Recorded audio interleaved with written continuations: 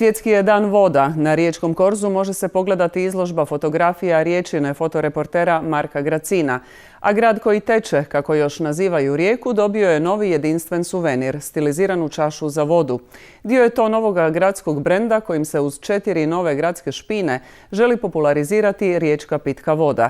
Projekt su pokrenuli grad Rijeka, turistička zajednica i komunalno društvo Vodovod i kanalizacija. Iz riječke čaše s natpisom "Rijeka je voda, voda je riječka voda" posjetitelji će u gradskim kafićima i restoranima uživati u ispijanju riječke vode iz špine. Novi suvenir nastao je inspiriran postojećim povijesnim predmetima vezanim uz vodu, koji se čuvaju u gradskim muzejima.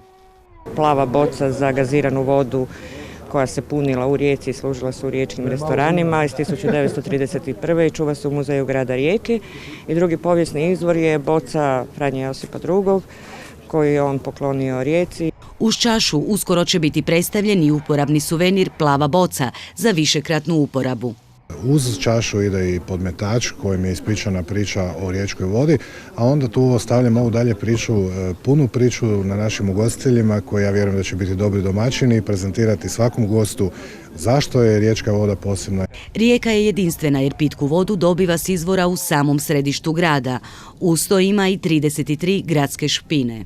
Mi tu blagodat prvo da imamo dovoljno količine vode, a da je ona izvrsne kvalitete želimo iskoristiti na način da svakome omogućimo koji će proći kroz grad da stane, da se napije te dobre vode i da bude zadovoljan.